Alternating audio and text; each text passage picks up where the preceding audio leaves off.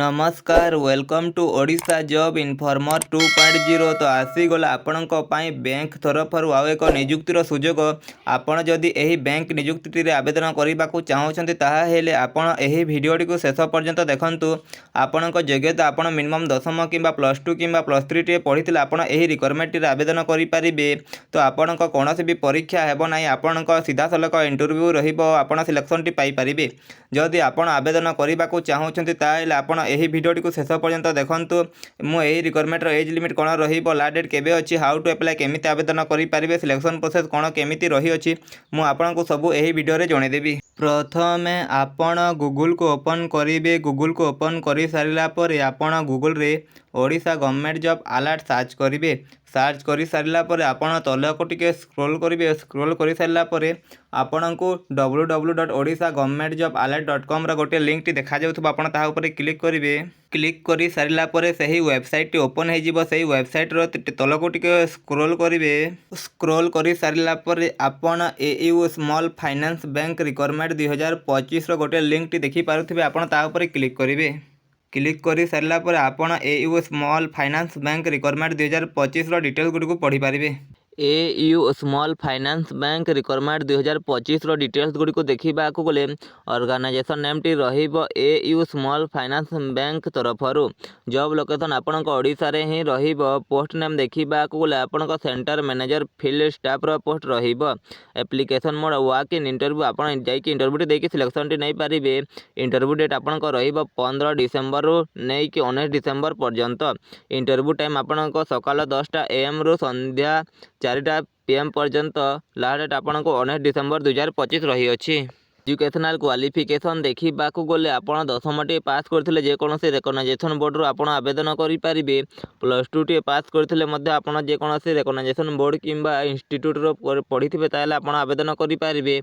किंबा आपन graduation T complete करछन्ते ताले मध्ये आपन आवेदन टी करि परिबे।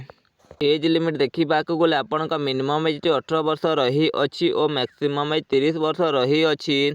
एज रिलैक्सेशन एज पर एयू स्मॉल फाइनेंस बैंक हिसाब रे आपन को ST/SC को 5 वर्ष एज रिलैक्सेशन दिया जिवो और OBC कैटेगरी को 3 वर्ष एज रिलैक्सेशन दिया जिवो। सैलरी को नहीं कि कौन भी नोटिस मेंशन करा जाए नहीं, आपण इंटरव्यू हिसाब रे आपण सैलरी टी रहिबो। डॉक्यूमेंट रिक्वायर्ड फॉर इंटरव्यू, आपण इंटरव्यू देबा पई जिबे तो आपण को डॉक्यूमेंट गुडी को नहीं कि जिबे तो आपण CV और रिज्यूमे लागिबो, आपण ताहा नहीं कि जिबे। ड्राइविंग लाइसेंस अछि ताले आपण सेटा नहीं कि जिबे। आपण आईडी प्रूफ रे आपण आधार कार्ड पैन कार्ड टी नहीं कि जिबे और आपण क्वालिफिकेशन सर्टिफिकेट और मार्कशीट गुडी को नहीं कि जिबे। वॉक इन इंटरव्यू शेड्यूल गुडी को देखा गले जोटा आपन पद्मपुर रे अछि लोकेशन टी, सेठी रे आपन 15 डिसेंबर 2025 दिन आपन इंटरव्यू रही अछि। सही एड्रेस टी हैला आपन first floor shop number 79/3199 college road above PNB bank Padampur Bargarh pin number 768036। आपण एही एड्रेस टी को जाई कि इंटरव्यू टी देकी सिलेक्शन टी नै पारिबे। ओ आपण पाटनागढ़ अछि, सेहितरे आपण 16 डिसेंबर 2025 दिन इंटरव्यू डेट रही अछि। सेही एड्रेस टी आपण फर्स्ट फ्लोर प्लॉट नंबर 4046/4498 मौजा Patnagarh main road Patnagarh Balangir pin number 767025। आपण एही एड्रेस टी को जाई कि इंटरव्यू टी दे पारिबे। ओ आपण हिंजली कटरे 17 डिसेंबर 2025 दिन इंटरव्यू रही अछि। सही एड्रेस टी आपण first floor main road Manik Nagar छक हिंजलीकट गंजाम पिन नंबर 761100। आपण एही एड्रेस टी को जाई कि 17 डिसेंबर दिन इंटरव्यू टी देकी सिलेक्शन टी नै पारिबे। ओ हिंडोल रे आपण 18 डिसेंबर 2025 दिन इंटरव्यू रही अछि।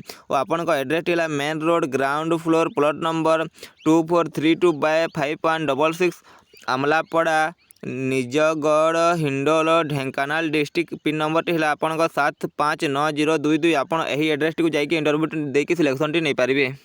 आपण धामनगर रे 19 डिसेंबर 2025 दिन इंटरव्यू रही अछि। एड्रेस टी आपण first floor Narayan Nagar in front of new government hospital Bhadrak pin number टी आपण 752055। आपण एही एड्रेस टी को जाई कि इंटरव्यू टी देकी सिलेक्शन टी नै पारिबे। How to apply for AU small finance bank requirement 2025 आपण केमिति आवेदन करि पारिबे।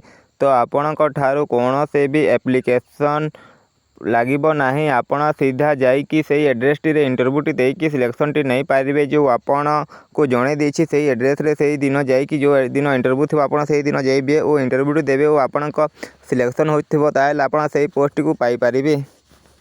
ଆପଣଙ୍କୁ ଏହି ଭିଡ଼ିଓରେ କିଛି ଇନଫର୍ମେସନ୍ ମିଳିଥିବ ତାହେଲେ ଆପଣ ଏହି ଭିଡ଼ିଓଟିକୁ ଲାଇକ୍ କରିକି ଆମ ଚ୍ୟାନେଲଟିକୁ ସବସ୍କ୍ରାଇବ୍ କରିଦେବେ ଏମିତି ଜବ୍ ରିଲେଟେଡ୍ ଭିଡ଼ିଓ ଦେଖିବା ପାଇଁ।